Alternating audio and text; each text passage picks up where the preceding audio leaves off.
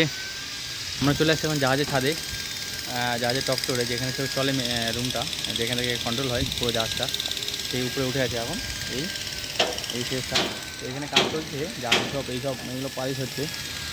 তো পালিশ টালিশ করে টোরে জাহাজটা রান করবে, তার জন্য রেডি হচ্ছে। আগামীতে কৃষ্ণ পূজার পর থেকে চলবে ভালোভাবে। তো এই দেখো কত বড় জাহাজটা, বেশি বড় নয়, ছোটোখাটো, তবে বেশ ভালো, অনেক কিছু আছে। এই দেখো এই তার দিয়ে এই দাঁড়িয়ে আমরা যে জাহাজটাতে আছি সেটা তার টপ ফ্লোর। এই ফ্লোর থেকে দেখো কতগুলো আছে, একটা ফ্লোর, তার উপর একটা ফ্লোর, ওই নিচেটা একটা, তারপর আরেকটা, তারপর আরেকটা, তার জলের নিচে একটা, এই এরকম। তো এগুলো এখানে আছে দাঁড়িয়ে। ওই সামনের জাহাজটা 3টা ফ্লোর আছে মাত্র, এগুলো ছোটো ছোটো বোট। আর দেখো এর মধ্যে গার্ডেন করা আছে বেশ। এই পাশে যেটা আছে পাশেটা ওটা অন্য জাহাজ, ওটা সুকাপা নামে।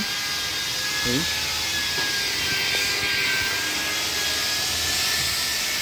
এখানে কাজ চলছে,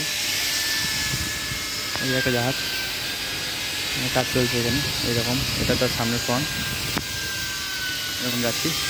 এই দেখো সামনে গার্ডেন করা আছে, এটা আলাদা এটা আলাদা।